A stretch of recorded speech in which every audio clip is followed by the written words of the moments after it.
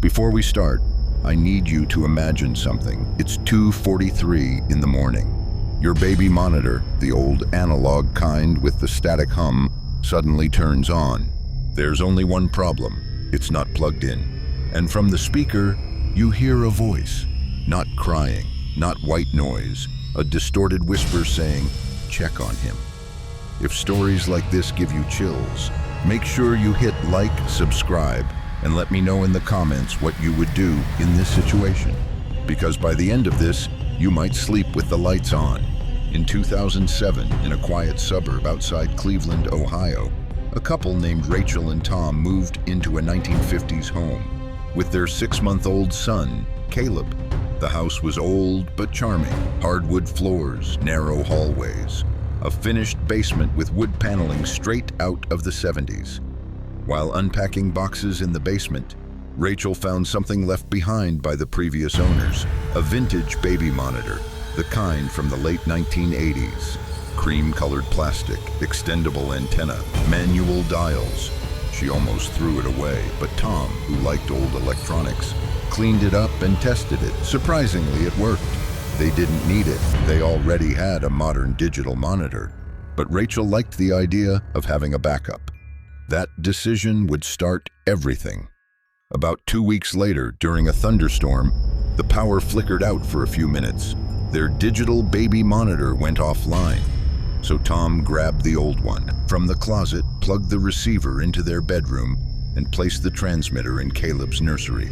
It produced that familiar low static hum, crude but functional.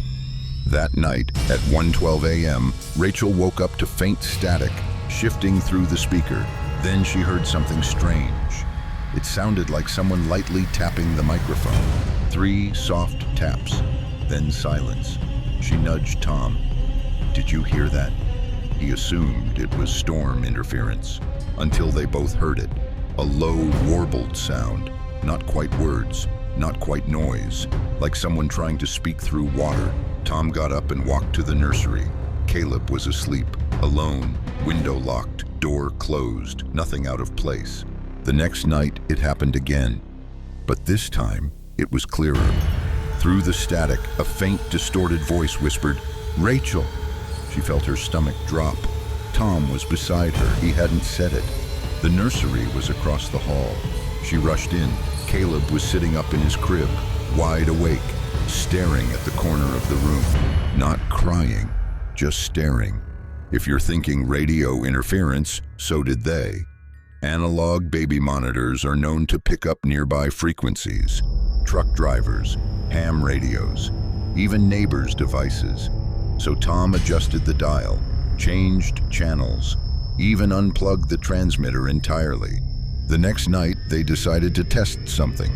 They unplugged both pieces of the vintage monitor completely, set them on the dresser, disconnected, no power source, no batteries inside. Then they went to bed. At 2:43 a.m., Rachel woke up to static, not from across the hall, from her bedroom dresser. The unplugged receiver was on, the tiny red light flickering. Tom sat upright instantly.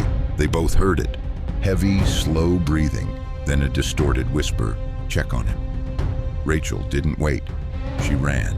When she reached the nursery door, she heard something else. A soft creaking sound, like the rocking chair moving. She flipped on the light. The rocking chair was gently swaying. Caleb was asleep. But the closet door was open. They always kept it shut. Tom searched the house, every window locked, every door secure, no signs of forced entry. Police were called. They checked for break-ins. Nothing. An officer even tested the monitor and confirmed it had no power. "It's probably residual charge," he suggested.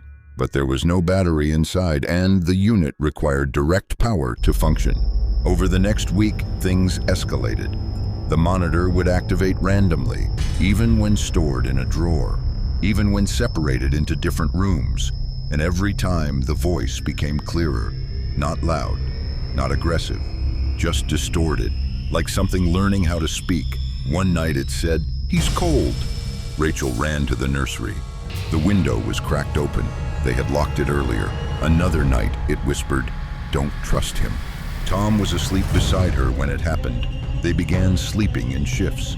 Caleb started waking at exactly 2:43 a.m. each night, crying hysterically, pointing toward the same corner of the nursery. Tom decided to get rid of the monitor. He smashed it with a hammer in the garage, threw the pieces into the trash. The next morning, the trash can was tipped over. The broken monitor pieces were scattered across the driveway. A neighbor's security camera caught something unsettling. At 2:42 a.m., the garage light flicked on by itself. No one entered, no one exited, but faint audio picked up something through the camera mic. A warped whisper, "Put it back." They left the house 2 weeks later, moved into an apartment temporarily. They did not take the monitor. The house was sold months later to another family. And here's the part that still circulates quietly in local forums. The new owners reported hearing strange static through their own baby monitor system. Different brand, modern digital, and occasionally during storms they heard a distorted voice saying, "Check on him." The new family had a daughter, not a son. Years later, Rachel agreed to share her experience anonymously in an online parenting forum. Hundreds of replies came in, but one stood out. A woman claimed she grew up in that same Cleveland house in the early 1990s. She said her younger brother had died of hypothermia after wandering outside at night. His bedroom had been in the exact same nursery, and before he disappeared, her mother reported hearing voices through an old baby monitor, warning her, but she assumed it was interference. Now, I don't know if this was a coincidence, faulty wiring, residual radio signals, or something else entirely. But here's what still doesn't make sense. When Rachel contacted the electric company years later to ask about wiring anomalies, they found no record of power usage spikes at 2:43 a.m. except one, from the basement outlet, the same outlet where she originally found the vintage baby monitor. On nights when it activated, electricity registered there, even though nothing was plugged in. So before you dismiss this as interference, ask yourself something. If a voice came through an unplugged device in your house, would you ignore it, or would you listen? Let me know in the comments what you think was happening here.